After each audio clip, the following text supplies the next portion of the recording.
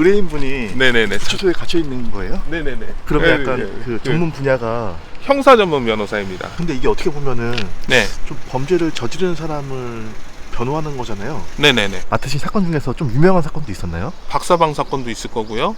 아, 다 대표님이 변호하신 거예요? 네, 제가 변호했습니다. 그 다음에 가평 계곡 사건. 두 사건 다 네, 사회적 지탄을 받는 사건이죠. 그때는 좀 어떠셨어요? 아, 무섭죠. 박사방 변호할 때는 욕 되게 많이 먹었어요. 어떤 강력 사건을 할 때 제일 일어나기 쉬운 일들 중에 하나가 더 때리고 싶은 거거든요. 때릴 만한 사람이잖아요. 그러면 어떤 일이 벌어지냐면요, 이 사람이 10대 맞으면 되는 거를 마음이 풀릴 때까지 때리고 싶어 해요.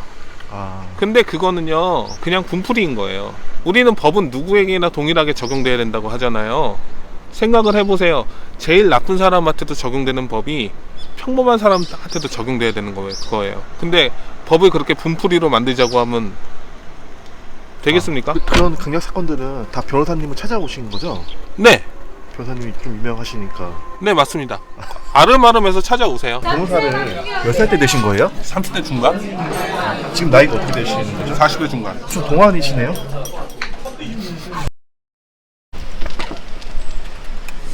네, 안녕하세요. 박중원 변호사입니다. 아, 네. 만나서 반갑습니다. 지금 출근하시는 길인가요? 그죠. 오늘은 여기 아침 일과가 구치소 접견에서 시작하는 날이라서 이제 9시 접견 들어가려고 왔습니다. 아, 그러면 그 의뢰인분이 네네네. 구치소에 갇혀 있는 거예요? 네네네. 구치소에 계시죠. 잠깐만요. 가져갈 게 없어가지고 그래도 지갑하고 핸드폰을 챙겨야 되니까. 네. 그럼 오늘 네네. 어떤 사건인지 말씀 부탁드려도 될까요? 그 부동산 사건이에요. 그 부동산 불법 전매하고 부동산 그 청약 통장 양도 이거하고 관련된 사건입니다. 아, 네. 그럼 이렇게 구치소 오는 일도 좀 자주 있나요? 그저 자주가 아니라 이제 루틴이죠. 예, 루틴이죠. 일주일에 한 번, 두 번 정도는 기본으로 오죠. 아, 그러면 약간 예, 그 전문 분야가 형사 전문 변호사입니다. 보통 이제 우리가 TV에서 보는 사건들 있죠. 그런 것들이 다 형사 사건이거든요. 경찰 나오고 검찰 나오고 이런 사건들을 제가 주로 맡아서 변호하고 있습니다. 아, 네. 네네. 빨리 들어가 봐야 되나요? 아니요. 빨리 지금 일찍 왔어요. 아, 인터뷰 거기 해주신다고 그래가지고 예. 오늘 평소보다, 왜냐하면 지금 9시이기 때문에 10분 전에 들어가면 되거든요. 지금 들어갈 수도 없고요. 들어가 봐야 계속 기다려야 돼요. 이제 바로 들어가시는 거예요? 네네네. 잠깐 들어가야 되고요. 이따 뵙겠습니다. 네. 아, 접견 잘 네. 마치셨나요? 네네. 접견 잘 마쳤습니다. 이야기가 좀 잘 되신 편이에요? 잘 되고, 그러니까 이게 소송 상황을 공유를 하고 그때그때 어떤 결정을 내릴지를 이렇게 그 소통을 하는 거거든요. 사실은 교도소에 없으면 전화 한 통 가지고 끝날 일들이에요. 그러니까 이거 이렇게 할까요? 네. 이건 저렇게 할까요? 네. 그리고 전화해가지고 이거 이렇게 왔는데 이거 어떻게 해야 되죠? 그러면 한 몇 번 얘기하고 끝날 얘기들이거든요. 근데 이제 구치소에 이제 수감이 돼 있잖아요. 그러면은 그렇게 통화할 수가 없잖아요. 그러니까 와서 봐야 되는 거죠. 전화하면 요즘은 서류 같은 것도 또 바로 사진 찍어서 보내주잖아요. PDF로 만들 바로바로 보내주고 주고받고 그러네요 하고 바로바로 하는데, 여기서는 이제 서류도 핸드폰 못 갖고 들어가거든요. 그럼 서류 갖고 들어가가지고 서로 보면서 얘기를 하고, 그러니까 모든 게 아날로그화 되면서 느려지죠. 예, 그렇습니다. 근데 변호사도 네. 전문 분야가 여러 가지 있잖아요. 네, 맞습니다. 근데 어떻게 하다 이렇게 형사 전문 변호사가 되신 거예요? 잘하더라고요. 예, 형사 사건을? 형사 변호를 제가 잘하더라고요. 여러 가지 해보면서 이제 그죠. 처음에는 저도 이혼 사건 같은 가사, 그 다음에 민사, 형사 다 골고루 했어요. 그리고 지금도 이혼 사건도 하고 있는 것들도 있고, 그 다음에 가사, 뭐 상소, 그 다음에 다른 민사 사건들 하는 거 있습니다. 근데 대부분의 사건들이 형사 사건이죠. 거기에 집중하다 보니까. 여러 가지 해보다 이렇게 적성을 찾으신 거네요? 그러니까 저도 하다 보니까 이제 무혐의가 나오고 무죄가 나오고 이런 것들이 쭉 쌓여왔을 거 아니에요. 그리고 이제 의뢰인분들이 상담 오시면 이거는 이렇습니다, 저건 저렇습니다, 그러면서 이제 자연스럽게 이렇게 더 오시니까, 그래 10년 동안 이제 서서히 쌓여가면서 이렇게 천천히 이제 사건 비중이 형사 사건으로 쭉 올라가는 거죠. 근데 이게 어떻게 보면은 네, 좀 범죄를 저지르는 사람을 변호하는 거잖아요. 네네네. 그것도 이제 사람들 시선이 시선은 그럴 수 있는데요. 우리나라에 전과를 가지신 분들이 의외로 많습니다. 전체 인구 중에서 벌금 이상의 전과를 가지신 분들이 1000만이 넘을 겁니다. 그러면은 그래서 사람들은 어떤 범죄가 일어나면 저 사람은 영원히 격리해야 된다, 본때를 보여야 된다. 아니에요. 현실은요, 이 사람들이 자기 죄의 대가를 치르고 다시 나와서 사회에서 제대로 생활할 수 있게 어떤 시스템을 만들고 그 시스템이 원활하게 돌아가게 해야 되는 게 이 형사사법 시스템의 본질이지, 누군가를 강력하게 처벌하고 사람들이 와 저래야지, 이거는 본질이 될 수가 없어요. 그러면 보세요, 숫자가 이렇게 나오는데 그렇게 해버리면 어떻게 됩니까? 사회가 동강나요. 1000만 명이면 우리나라 인구가 5천만이잖아요. 그렇죠. 그러면 5명 중에 1명, 적어도 엄청 많은 숫자네요. 적어도 그러면은 그 대표님이 이제 맡으신 사건 중에서 좀 유명한 사건도 있었나요? 유명한 사건은 있죠. 어떤? 그건 제일 유명한 거 박사방 사건도 있을 거고요. 다 대표님이 변호하신 거예요? 네, 제가 변호했습니다. 그 다음에 가평 계곡 사건. 두 사건 다 네, 사회적 지탄을 받는 사건이죠. 그때는 좀 어떠셨어요? 무섭죠. 박사방 변호할 때는 욕 되게 많이 먹었어요. 진짜 한 평생에 먹은 욕 절반은 그때 먹은 것 같아요. 근데 어떤 강력 사건을 할 때 제일 일어나기 쉬운 일들 중에 하나가 더 때리고 싶은 거거든요. 때릴 만한 사람이잖아요. 사람들이 때리고 싶어 하잖아요. 그러면 어떤 일이 벌어지냐면요, 이 사람이 10대 맞으면 되는 거를 마음이 풀릴 때까지 때리고 싶어 해요. 근데 그거는요, 좋은 게 아니에요. 그거는 그냥 분풀이인 거예요. 우리는 법은 누구에게나 동일하게 적용돼야 된다고 하잖아요. 생각을 해보세요. 제일 나쁜 사람한테도 적용되는 법이 평범한 사람한테도 적용돼야 되는 거예요. 근데 법을 그렇게 분풀이로 만들자고 하면 되겠습니까? 안 되죠. 그렇죠. 예, 그것 때문에 그런 거예요. 그럼 그런 강력 사건들은 다 변호사님을 찾아오신 거죠? 네, 변호사님이 좀 유명하시니까. 네, 맞습니다. 아름아름해서 찾아오세요. 형사 사건 쪽으로 원래 유명하신. 유명한 편에 속하죠. 예, 유명한 편에 속합니다. 네. 요거 나가도 돼요, 대표님? 네? 박사방 이런 거 나가도 돼요? 네, 나가세요. 검사하면 다 나와요. 진짜요? 네. 뭐 그거 감출 일이라고. 이미 저 방송도 찍어서 올리고 그랬는데. 근데 그렇게 말씀하시니까 좀 이렇게 설득이 되네요. 우리 맨날 사람들이 한 얘기가 그거잖아요. 일반 서민들한테 적용되는 것처럼 권력자한테도 법이 적용돼야 된다고 하잖아요. 예. 근데 그거랑 사실 동의하거든요. 가장 흉악한 사람한테 적용되는 법이 결국은 일반인들한테도 똑같이 적용된단 말입니다.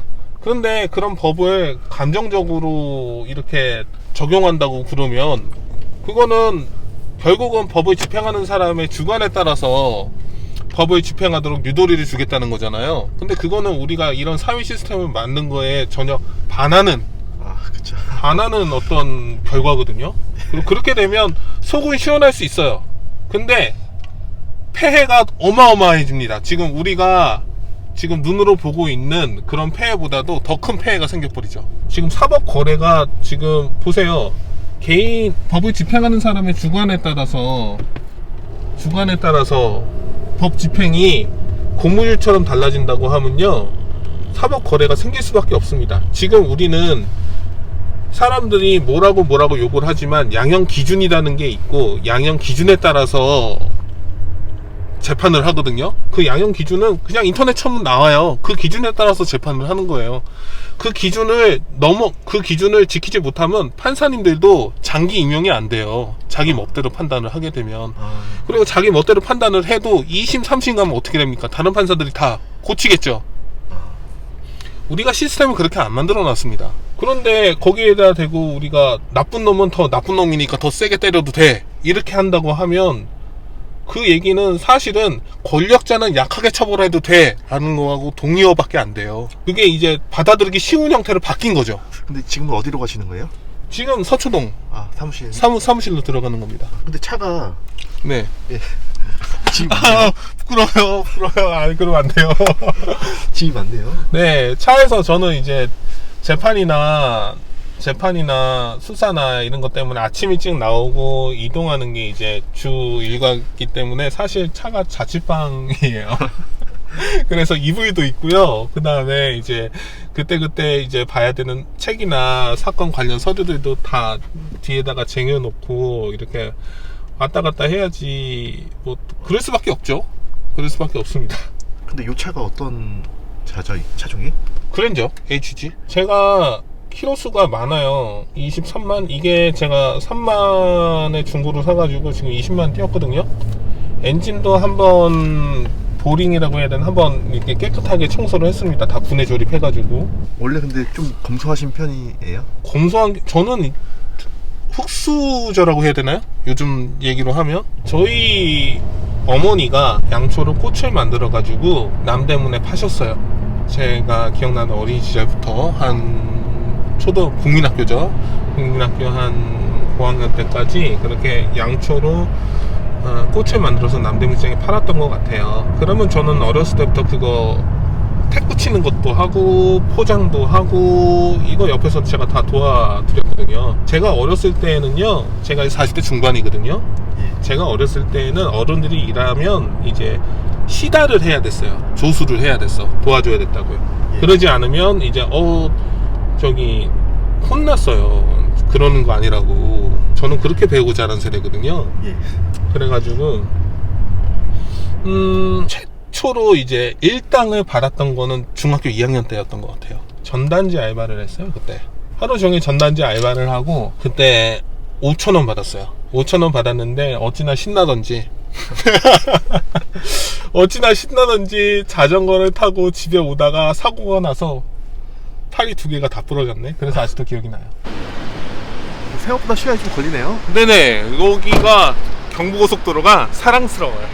오늘 좀 일정은 어떻게 되세요? 오후에는 계속 쭉 서면을 쓸 것 같아요. 그리고 지금 일단 점심을 좀 먹으러 가야 될 것 같습니다. 점심은 원래 혼자 드세요? 네, 항상 혼자 먹어요.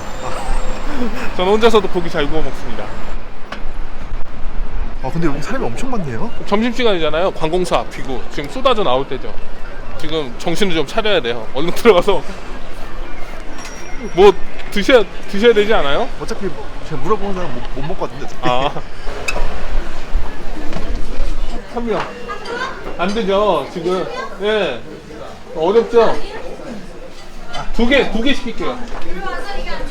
안 드셔도 되니까. 근데 매너로 시키긴 해야 돼. 직원님, 여기 주문이요.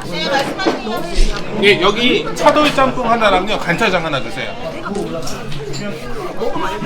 전쟁입니다, 전쟁이야. 이렇게 사람 많을 때 오면요, 알아서 주인분이 커트해 주신데 오늘 같이 오셔가지고, 그래서 이제 두 명 먹겠다 그래가지고 이렇게 들어온 것도 있습니다. 나가라고 하는 데도 되게 많아요. 죄송하다고. 여기는 이제 여기 대목이잖아요. 장사하시는데 이렇게 폐가 되면 안 되니까.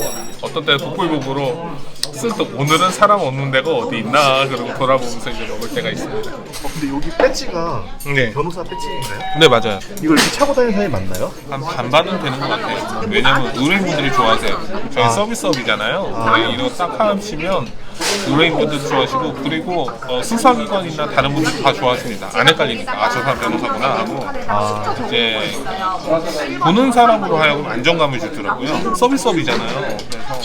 그래서 이게 이렇게 해드려야 되겠구나 라고 해서 저도 3년이 안 된 것 같아요. 하고 다니지. 지금 이 안에 계신 분들의 한 3분의 1은 판사, 검사, 변호사일 거고요. 나머지 3분의 1은 함께 일하는 공무원이나 거기 사무 직원들 분들이실 겁니다. 그리고 나머지 3분의 1은 사건 관련 돼가지고 여기 돌아다니시는, 거기 왔다 갔다 하시는 분들 들으실 거예요. 여기 법조타운이라. 그쵸.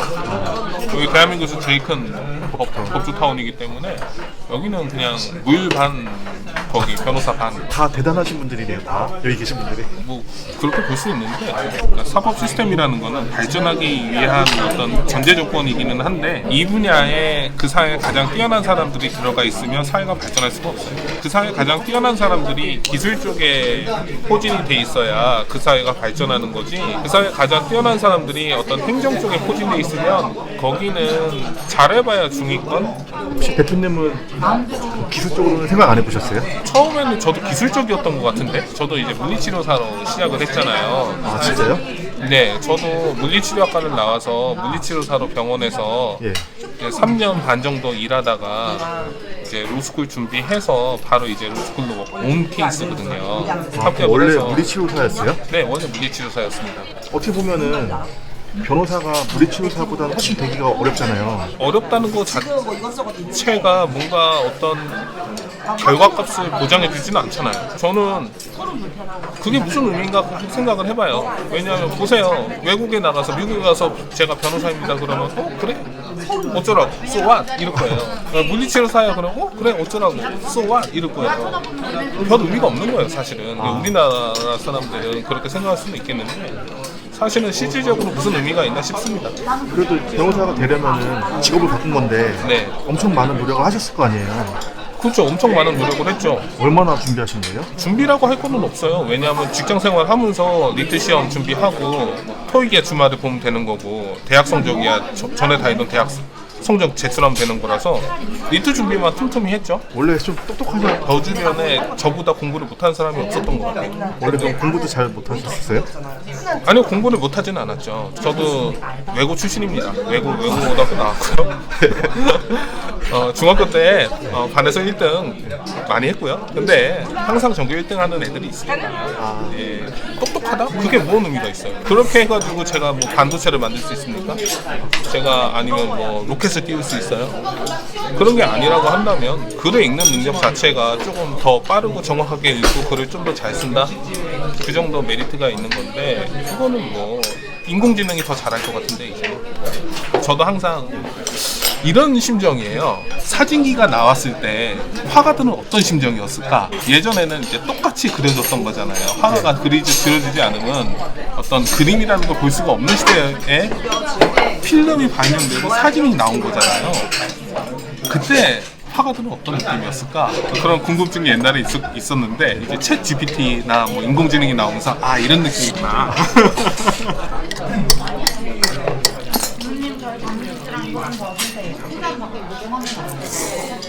변호사를 몇 살 때 되신 거예요? 30대 중반?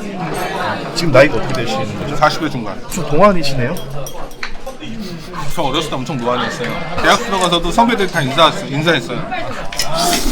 좀 늦게 시작했는데 좀 불리한 점은 없었나요? 그게 뭐 아주 늦으면 불리한 점이 있을 수는 있겠는데 글쎄요. 어차피 딱히 그런 점은 없는 것 같아요. 변호사는 되게 좋은 직업이에요. 아마 현존하는 직업 중에서 가장 좋은 직업에 손가락 안에 드는 직업이 어쨌든 간에 확장할 수 있는 메리트도 엄청 크고요. 이점이 굉장히 많습니다. 그거를 보고 이제 진로를 바꾸신 거예요? 결혼해서 애가 생기니까 가족을 부양을 해야 되는데 물리치료사만으로는 어려울 것 같고 일단 개업을 해야 되지 않겠나. 근데 이제 한국은 물리치료사가 개업이 안 돼요. 미국은 되거든요. 그래서 미국 쪽으로 진출을 해볼까 고민을 하는데 물리치료사로 개업하는 거가 문제라기보다도 미국은 비자가 문제더라고요. 영주권 따는. 근데 물리치료도 공부를 좀 많이 해야 될 수 있는 거예요? 그건 아니에요. 근데 아까 전교에서 막 1등 이렇게 하셨다고 했는데 저는 이제 외고를 나왔잖아요. 공부를 잘하는 친구들이 너무 많은 거예요. 그래서 내가 성인이 돼서도 저런 친구들하고 경쟁을 해야 되는데 뭐 해야 될까? 정말 고민이 많았거든요. 근데 제가 운동을 좋아했어요. 운동을 좋아하는데 운동에는 소질이 없고 근데 머리는 그래도 나쁘지 않은 것 같기는 하고 그럼 내가 뭘 할 수 있을까? 고민을 하다가 국가대표팀 거기 팀닥터나 피지컬 코치 같은 거를 하면 좋지 않을까 그런 생각이 들어서 물리치료학과로 갔습니다. 하향 지원을 했어요. 그때 당시에는. 안녕하세요. 이제 바로 이제 사무실 가서 일을 하시는 거죠? 그죠. 쉴 틈이 본격적으로. 없네요. 저는 이제 열심히 이렇게 해도 우리나라 사람들은 빠른 걸 좋아하잖아요. 오늘 서류 주면 내일 나와야 돼요. 보통 퇴근은 몇 시에 하세요? 퇴근은 대중이 없어요. 사실은 사무실에는 보통 6시에서 8시 정도까지는 있는 것 같아요. 기본적으로. 근데 이제 집에 와서도 일을 해야 되니까 컴퓨터 켜놓고 일하니까 그래도 일이 많은 게 좋은 거잖아요. 당연하죠. 일이 감사하죠. 일이 막 일 없어봐요. 괴롭습니다. 근데 그 변호사도 이제 좀 변호사 수가 많아지면서 네, 막 뉴스도 막 나오잖아요. 막 네네. 월 300번은 변호사. 당연하죠. 그런 경우도 실제로 많이 있나요? 많이 있죠. 사건 수임이 안 되면 그렇게 벌 수밖에 없죠.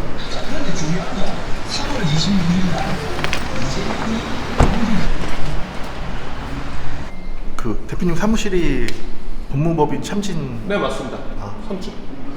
별산제 로펌이에요. 별산제 아. 로펌이라고 해서 각자 독립적인 다 변호사들입니다. 한 회사에 형식적으로 소속은 돼 있지만 개별적인 변호사들이에요. 서로 이해관계가 없는. 아. 네, 대부분은 독립적이에요. 아 여기가 네, 대표님 네. 사무실이에요? 네, 사무실. 근데 사무실이 네. 제가 생각했던 것보다 좀 많이 좁은데요. 네. 몇 평이죠 이거? 이게 한 4평 정도 되려나? 3평은 넘는 것 같고 4평. 아. 서초동에 이게 그닥 그렇게 나쁜 편은 아니에요. 왜냐하면 사무실이 넓으면 그만큼 임대료가 많이 나가요. 그래서 아. 요즘은 리셉션 데스크라고 하죠. 거기 응대, 거기 고객 응대하는 쪽하고 그 다음에 회의실만 조금 고급스럽게 꾸며놓고 안에서 변호사들은 아예 방이 없는데도 되게 많아요. 공유 오피스 비슷한 느낌이네요. 그죠? 변호사들의 공유 오피스예요. 법무법인은, 별산지 법무법인은. 아 이해했어요. 네. 여기 앉으시면 될 것 같은데. 네. 원래는 의뢰인들이 여기 많이 앉으세요. 아, 앉아가지고 미팅합니다. 아, 이거 앉으세요. 왜요? 그래서 여기 앉아가지고 이거 같이 모니터 보면서 여기서 미팅하거나, 왜냐하면 회의실에 사람 차 있을 수 있잖아요. 아 그럼 여기서 이제 미팅하는 겁니다. 여기 앞에 자리가 한 자리 있는데. 네, 다른 변호사님. 아 다른 네, 직원이 아니고. 네, 아, 다른 변호사님. 같이 방을 쓰시는. 네, 지금 이거 방 하나 월세가 200만 원 가까이 되는데 둘이서 같이 쓰니까 100 이렇게 나눴습니다. 그 좁은데 200만 원이에요? 네, 이거 방 혼자 쓰면 200만 원 내야 되는 겁니다. 아 그럼 같이 쓰면서 고정비 줄이는 거네요? 그죠? 마케팅 비용하고 임대료만 합쳐도 500은 그냥 나가요. 그러면 사건을 한 달에 몇 개를 하셔야 되는 거예요? 사건이 일정 시점 들어오는 데까지는 이제 계속 올릴 수 있는데, 사건이 한 5개, 10개만 넘어가도 정신없습니다. 아 혼자 하기에. 예, 혼자 하기엔 정신없어요. 아, 사람 옆에서 도와주는 비서분이 계시면 변호사가 평균 한 1년에 4, 50건 정도 수임해서 처리할 수 있거든요. 그 정도가 이제 일반적인 수준이에요. 일반적으로 이 정도는 처리한다 라는 수준이 40건 전후입니다. 30건이면 적은 거고요. 50건이면 조금 이제 그 만땅 해서 이제 사건을 핸들링 하는 거고, 큰 사건을 맡아요. 양도 많고 그러면 이제 확 줄어들죠. 아. 핸들링 할 수 있는 사건 수가. 그러면 어떻게 보면은 벌 수 있는 금액도 좀 정해져 있는. 그죠? 아. 벌 수 있는 금액이 아니라 맡을 수 있는 사건 수가 정해져 있죠. 아 사건별로 금액이 다르니까. 그죠? 아 건수는 정해져 있고 건수는 정해져 있죠. 할 수 있는 건수는. 예, 사실상 정해져 있는 셈이라, 물론 이제 비송 사건에 되게 많이, 비송 사건이라고 변호사가 안 가도 되는 사건을 예. 엄청 맡으면 돈이 되죠. 대표적인 게 뭐가 있어요? 파산. 아 요즘 많이 하는 거. 파산 회생. 이거 사실 사무장님들이 뒤에서 사무를 엄청 많이 보세요. 그 다음에 또 대표적인 거, 이제 자동차 손해배상. 블랙박스 몇 대 몇 유명한 변호사님 계시죠? 예. 그분 사무실에 가보면 사무장님이 한 40분 계십니다. 아 진짜요? 네. 그분들은 다 그 보험금 청구 업무만 하시는 거예요. 워낙 사건이 많으니까. 와. 이렇게 이제 그 펌 운영의 형태에 따라서 성질이 완전히 달라지죠. 그러면 사건당 수임료는 좀 어떻게 정해지나요? 일단 사건 난이도에 따라서 좀 달라지고요. 그 다음에 제가 일단 관여하는 횟수가 얼마나 많아지냐, 질적으로 양적으로 관여하는 횟수가 얼마나 많아지냐에 따라 달라집니다. 예컨대 보통 벌금형 사건 같은 경우는 변호사 선임 안 하거든요. 근데 자기는 꼭 이걸 해야 되겠어. 혹은 가벼운 굳이 이렇게 변호사를 선임을 안 해도 징역 1년 이내나 집행유예가 나올 만한 사건이야. 이런 것들은 선임을 하면, 한번 저랑 같이 조사를 봤는데 한 300만 원 정도 돈이 들어가요. 그게 기본료라고 생각하면 되는 거죠? 예. 그리고 2번 조사 받으면 한 600만 원 들어가겠죠. 근데 징역 한 3년에서 5년짜리 되는 사건이에요. 근데 이런 것들은 형도 이제 중하죠. 무겁죠. 예. 이런 것들이고 싸울 것도 많아. 그러니까 다퉈야 될 것도 많아. 그러면 이런 거 한번 조사 준비해서 들어가는 데는 한 500만 원 받아요. 그리고 우리가 TV에서 보는 사건들, 굉장히 강도가 센 사건들, 이런 것들은 그보다 더 비싸겠죠. 그리고 이거를 변호사가 한 번 같이 들어가냐, 2번 같이 들어가냐, 3번 같이 들어가냐, 그 다음에 재판을 또 하냐, 재판에서 증인신문을 하냐, 아니면 합의만 하냐에 따라서 변호사 비용이 달라질 수 있는 겁니다. 근데 변호사 비용은 선불인가요? 옛날에는 선불을 많이 했어요. 근데 요즘은 이제 타임 차지라고 생각하시면 됩니다. 그때그때. 범죄를 이제 저지르신 분들이 변호하시는 거잖아요. 네네. 그런 분들 안 줄 수도 있다 혹시나. 아, 선벌 받아야 들어갑니다. 그러니까 조사를 저랑 같이 한번 같이 받기로 했잖아요. 예. 그러면 일단 한 번 받는 조사 비용은 주셔야 되는 거죠. 아 그렇죠. 예, 한 번 받는 조사 비용 받고 준비하고 들어가고 그 다음에 또 조사 받으러 오라고 하면 그땐 또 선택하면 되잖아요. 나랑 같이 또 들어갈지 아니면 혼자 들어갈지. 근데 저번에 한번 해보니까 나 이거 할 만한 것 같아 혼자서도. 그럼 혼자 들어가면 되고. 나 이번에도 나 박 변호사랑 같이 들어가야 되겠어. 그러면 한 번 더 돈 내고 같이 들어가면 되는 거고. 그럼 돈 못 받는 경우는 없겠네요. 의외로 있어요. 예. 왜냐하면, 급하잖아요. 사건이 급하고, 지금 당장 돈은 없고, 근데 제가 봐도, 이거 내가 조금만 신경 쓰면 결과가 잘 나올 수 있을 것 같은데? 라고 하는 사건들이 있어요. 그러면 일단은, 변호사님, 일단 제가 오늘 이만큼만 드릴게요. 라고 해서 이만큼 받았어. 그러고 나서 이제 돈을 한번 조사 들어갔다 나오고, 돈을 안 주시는 거지.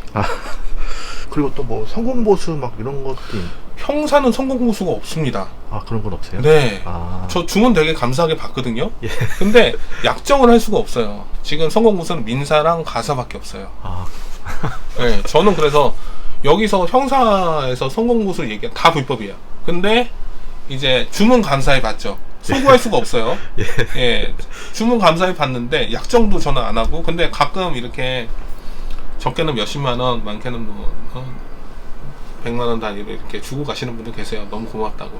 그럼 좀 기억에 남는 사건 같은 것도 있나요? 승소한 사건은요, 까먹는 경우가 되게 많아요. 근데 이제 패소한 사건들은 기억이 많이 나요. 좀 기억에 남는 거 하나. 성범죄 피해를 당했다고 이제 신고를 했는데, 피해자가 어떤 범죄를 당한 어떤 그런 모양하고 목격자가 본 모양이 완전히 달라요. 완전히 달라요. 그러면은 그러니까 거짓말을 하고 있는 거지. 그래서 이거는 거짓말 아니냐, 거짓말 아니냐라고 이렇게 주장을 했는데, 어떻게 이렇게 달라질 수 있냐, 이게 달라지는 게 말이 되냐. 근데 안 들어주더라고요. 그래서 상황에 따라서 그런 경우가 있는데, 그게 아마 마음에 남았던 것 같아요. 그래서 그 친구가 이제 감옥에 들어가고 나와서 고맙다고 연락을 줬는데 너무 고마웠어요. 패소했는데도 고맙다고 연락을. 네, 의외로 패소한 의뢰인들이 고맙다고 연락하는 경우 되게 많습니다. 승소한 의뢰인보다 패소한 의뢰인이 사실 연락을 더 많이 해요. 그것도 고맙다고. 의외죠. 네. 승소하신 분들은 이 사건을 가급적 인생에서 빼고 싶어 하시는 것 같더라고요. 다시 연락하시는 경우는 굉장히 드물고요. 주로 이제 저한테 연락하는 옛날 의뢰인분들은 패소한 의뢰인분들이 많이 연락을 주십니다. 의외로. 그래도 이제 대표님은 이렇게 네. 어떻게 보면 흑수저를 시작을 해서 네, 맞아요. 되게 많은 걸 이루셨잖아요. 뭐 그렇게 봐주시니 감사합니다. 네. 자기 자신이 네. 좀 흑수저라고 생각하시는 분들에게 좀 남겨주고 싶은 말씀 있나요? 어떻게 생각하실지 모르겠지만 대한민국은 굉장히 많이 평준화된 것 같아요. 그러니까 얼마든지 사람들이 로스쿨만 하더라도 예전 사법시험보다는 분명히 그 턱이 낮아졌잖아요. 사람들은 이제 누구나 마음만 먹으면 변호사가 될 수 있다고 생각을 합니다. 실제로도 그런 시대가 됐고요. 그리고 변호사가 그렇게 된 사람들이 다른 변호사들, 기존의 변호사들에 비해서 실력이 떨어지지 않아요. 계속 치고 올라오고 있습니다. 그러니까 뭐 앞날은 누구도 예측할 수 없는 그런 열린 시장이라고 해야 되나요? 이게 살아남아야 되는 사람들한테는 굉장히 치열하고 굉장히 어렵죠. 쉽지 않죠. 하지만 그만한 기회가 되는 것 같아요. 특히나 변호사라는 직업은요, 놀이공원의 자유이용권 같은 자격입니다. 무엇이든지 할 수 있고요. 굉장히 확장력이 굉장히 좋아요. 그래서 거기에 들어가서 또 경력을 쌓은 전문가가 될 수 있고요. 그걸 또 사회에서 인정해주고요. 그런 면에서 정말 무궁무진한 가능성을 가지고 있는 그런 직업이라고 생각합니다. 그러면은 그 말씀이 다른 나라보다는 우리나라가 그래도 좀 평등한 사회라는 거죠? 그럼요.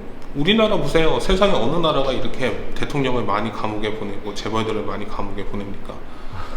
이런 나라는 보기가 힘들어요. 우리나라는 고도로 성장함과 동시에 고도로 어떤 사법 체계, 사회 시스템이 일반 사람들한테 평등하게 이렇게 적용이 되도록 만든 나라예요. 정말 대단한, 정말 고도로 교육받은 시민의 나라가 대한민국이라고 생각합니다.